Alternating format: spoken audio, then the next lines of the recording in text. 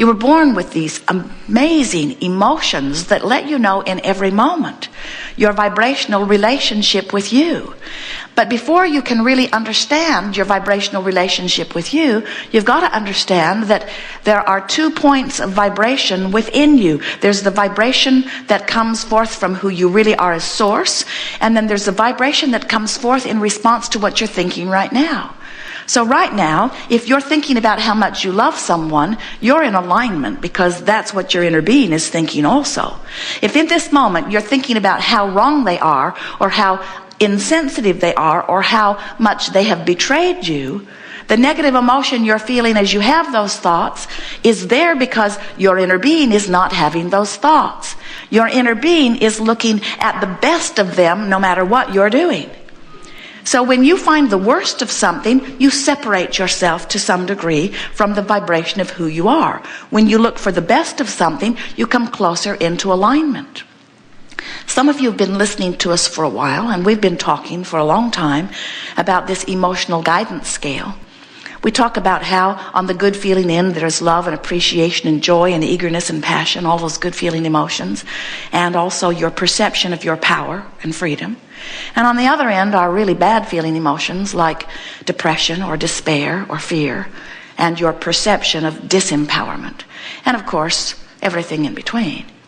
And sometimes you get the feeling that we're so wanting you to be up in this good feeling vibration that you should do everything you can to get there. And we say, problem with that thought is you can't get there instantly. And when you want to be someplace that you're not, you don't move toward it, you move away from it. Picture yourself taking your boat down to the river's edge. It's a wonderful analogy. Some of you have heard it from us many times before, but it is the best picture of how this all fits together that we can find for you. You take your raft down to the river, you have your oars already in it, and most of you, dear beloved human friends, turn your raft upstream and begin paddling very hard against the current. And we say, and this is really worth taking in, we would remember this forever and ever and ever if we were standing in your physical shoes. Nothing that you want is upstream. Nothing that you want is upstream. And the reason that we can so emphatically give that to you is because we know the stream. We know how the stream has been created. We understand the power of law of attraction and its effect upon your desires, which creates the stream. We know that you were a creative being when you were only source energy before you got into this physical body. And we know that law of attraction was attracting to that powerful vibrational essence of who you are. In other words, well-being was already coming to you before you were born into this body. And then we saw you be born into this body as you set forth that intention. And then we saw law of attraction responding to the vibration of who you really are and the vibration of who you're being in this moment. Isn't that interesting?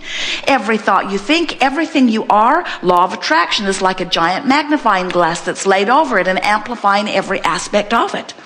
So you have this duality going on within you almost in the moment that you are born, as the source energy part of you is summoning the well-being to you, which it has amassed over the eons of your existence. And you, even in your little infant form, are attracting to you by virtue of the vibration that you're offering. Now, many people say, oh, Abraham, how much could a little infant being begin vibrating and therefore attracting as soon as they are born? And we say, you would be knocked over if you understood that that little being learned to vibrate while it was even in its mother's womb. It learned to vibrate as it sat in a room while its mother watched CNN. It learned to vibrate as its mother worried about it every day since she found out she was pregnant. It learned its vibrational patterning from its environment when it was inside her womb, just like it does when it's outside her womb. In other words, it's learning its vibration from its physical environment. You all learn your vibration from your physical environment. Now, some of you say, oh, Abraham, that just seems wrong.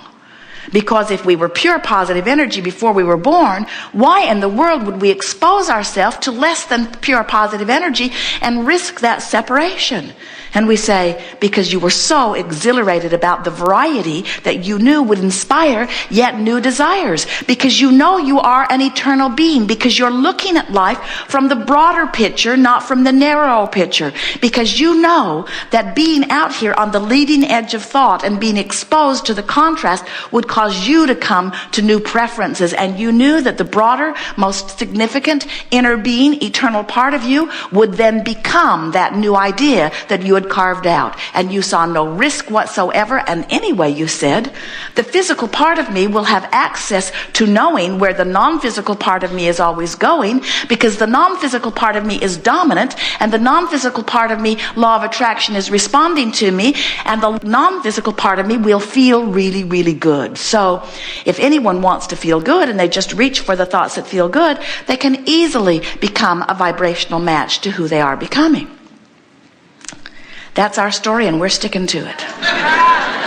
That is the way that it is. And so when you understand that you are this source energy and that law of attraction is responding to this powerful, evolving being that you are, then you understand that all you have to do is exactly as the genius creator that you know as Joseph Campbell said. He said, so wise, follow your bliss. Follow your bliss. Which means follow the vibrational patterns of that broader part of you. Some of you say, from where I stand, I can't get a whiff of bliss. Hard to get on the trail of that. And we say, we get that. As we talk about all these good feeling emotions when you're feeling bad, we're just annoying. So we would like you to leave this gathering today remembering two things.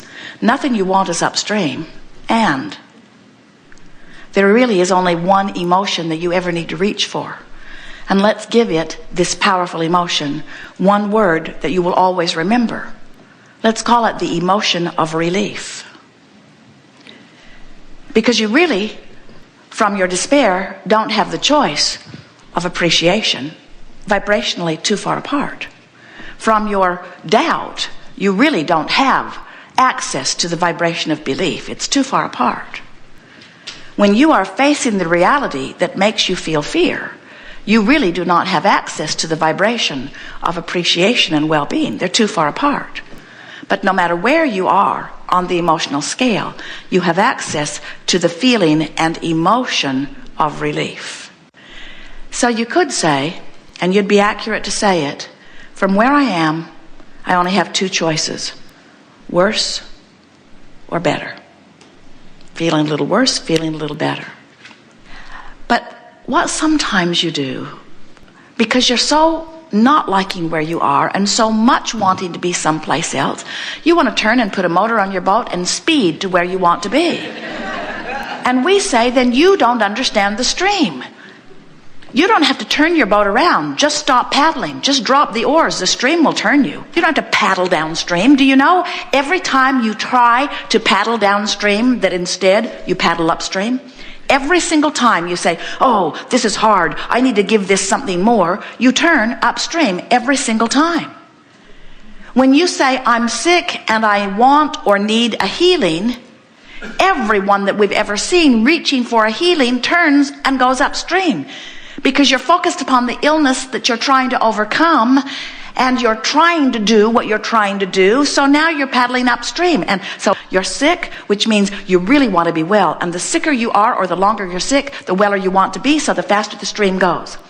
But the more you look at where you are, the more you turn upstream. So your sickness gets more and more and more acute, because the more you're sick, the more you want to be well. The more you want to be well, the faster the stream goes. The faster the stream goes, the more you notice you're not where you want to be. The more you look upstream, the more this faster and faster and faster moving current moves against you, who is not moving with the flow. The stream beats you up. You get really, really, really, really sick, and you say, I don't understand what's happening. And we say, your own desire is pulling against your own resistance. There, we finally said it. You're doing it all. You created the speed of the stream, and you are creating the resistance. You're doing every bit of it, you see. So when you understand that you are the creator of your own reality, and that you were born with guidance that will help you close this gap. Close this gap. That's what it's all about. It's about letting me be me. And so we're going to put it in very poignant words. We want you to remember that nothing that you want is upstream, and that the only emotion that is ever necessary to reach for is the emotion of relief. And we want you to realize that when you are reaching for the emotion of relief, that you are always pointed downstream. And when you are pointed downstream, it is inevitable that what you want must be. The stream is sure. It's powerful.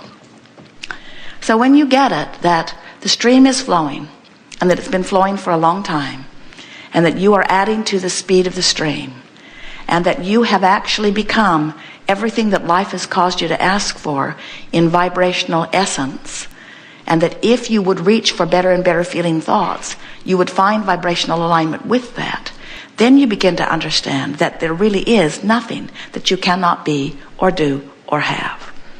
You are powerful creators who have come forth to enjoy this experience. And then you say, but Abraham, I've been 40 years on this damn river. When's my stuff gonna show up? And we say, when you consistently get going with the stream. When you consistently get going with the stream, because everything you want is there for you.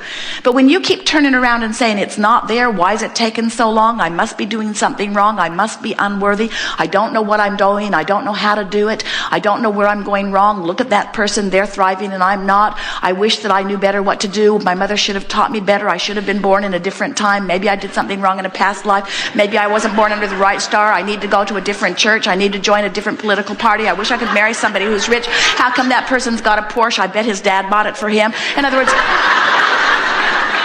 as you are beating the drum of all of those things that you do not want, as you're taking score of where you are and not feeling good while you're taking the score, you're not going with the flow. And you develop these fantastic muscles and ability to keep yourself pointed upstream. So you know what happens? That stream's taking you. That stream is taking you. And on this float trip are all of the opportunities and all of the circumstances and events that you want. But you know what you're doing? You got your back turned to where it all is. You're paddling so hard. Stream's taking you, but you're missing it all. You don't see the opportunities. You don't rendezvous with the person in the elevator. You aren't inspired to say the right thing at the right time. You leave late, and so you don't rendezvous with that person that you were going to meet at Starbucks if you had just left in the time that you meant to. In other words, there's all of these circumstances and events that are orchestrated for the culmination and the unfolding of the things that you want, and you're paddling upstream in complaint of why you're not getting to where you want to go, and you're missing your stuff. So the answer to where's my stuff is you've been floating by it. It's been there all along. You've just been floating by it. You just have not been tuned in, tapped in, turned on to it, because you have been so enamored by the reality of what you're living that you've been letting what you're living control your vibrational attitude. So you've had an attitude of I don't have it or I can't find it. The other day, Esther couldn't find something. She really wanted it. I can't find it. I must have lost it, she said. And it really matters to me. It's my really beautiful pen, and I really, really want it. And it flows so nicely. It's my favorite one, and I can't find it. And I wonder if I left it in that restaurant when I signed that check. I wonder if I left it at the hotel where I was signing in. I've lost my pen. I've lost my pen. Jerry, I've lost my pen. I've lost my pen.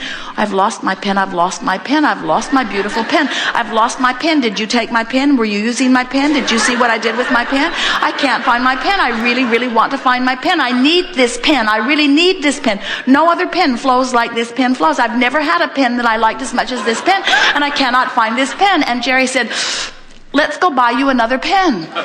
So they were in a place where there were lots of stores, and they went into one store after another. We have no pens. We have no pens. No, we have no pens. We used to have pens. We think they might have pens. No, they don't have any pens. I can't find my pen. I can't find my pen. I can't replace my pen. I can't buy another pen. I need this pen. I can't find my pen. Oh, look at that. Did you see that beautiful flower? Did you see that baby? Did you see the look on that baby's face? Oh, here's my pen. In my purse, right where it had been.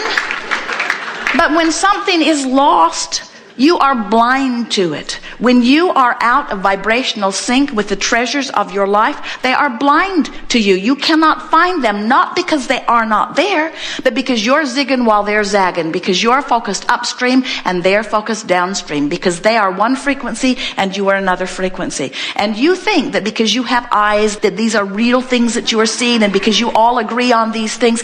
Esther would have bet her life that her pen was not in her purse. She also would have bet her life that Jerry had done something with it.